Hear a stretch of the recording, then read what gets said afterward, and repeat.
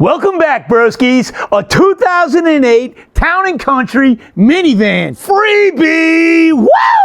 Hey, you know we love free vehicles. I got my life out of it. I got what I wanted out of it. I drove it all I wanted. It's time to get rid of it. I'm not going to junk it. I want to give it to Makeshift Garage. So guess what? We took it. We were on our way here and all of a sudden it just started billowing smoke out of the back and you could smell it. It was antifreeze. So I thought, oh my God, I blew a gasket. I did this, I did that. I don't know what I did, you know, and then we got here.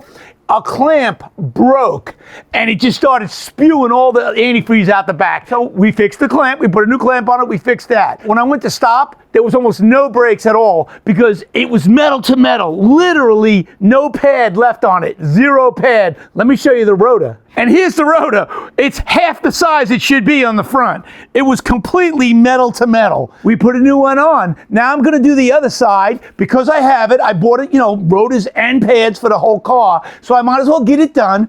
I inspected the backs. The backs are good. They got like half life in them, so I'm not even gonna mess with them. I did have to take 2 tires off. Diego came over, took the tires, and brought them back. And you know what? They were definitely needing some help. They were both leaking. One had a bad valve stem, the other one had a slow leak. He fixed everything. He ground them down. He gooped them up. He put them back on. We're good to go. It has a couple of leaky gaskets up top, but I'm not going to rush into that yet.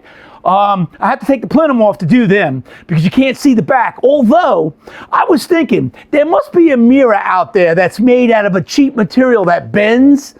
And I could get like a 2 foot by, 1 foot piece and stick it in the back. And then I can blindly change it. I can see and I can just change the whole thing blind. So before I get to the last brake that I need to fix, let me show you the inside. We squirted it down. We cleaned up the mildew with bleach. We wiped everything down with some really good cleaner.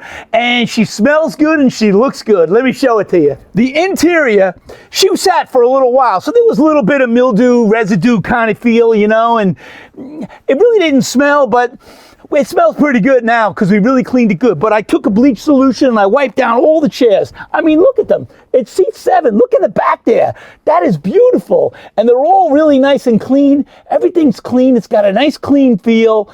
And then I did the whole front. And then we did the dash. Look at this dash. Is this a really cool car? It's got TVs up in here. I don't know how you do it, but there's like dual TVs in the back. It's got everything. I think it's really a good car. I don't know how the air conditioner works.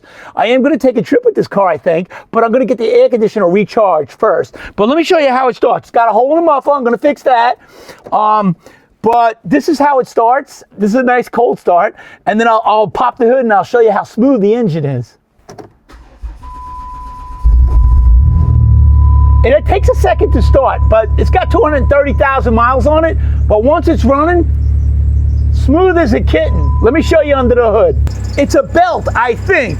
And I ain't fixing it if it ain't broke. So I'm gonna leave that alone. Let's see. So I was looking at it. It looks like the squeak is coming from there down low. What am I gonna do? I'll probably leave it alone. I don't know. It might be a bearing. I don't know. It could be. I'll let it squeak a little worse and get worse and break so I know exactly which one it is, then I'll fix it. The only thing I really don't know about is that I know the TVs work, everything works.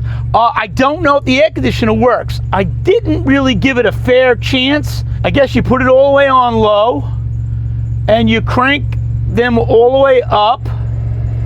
Oh, wow. Are you kidding? That feels cold already, man. Let's see.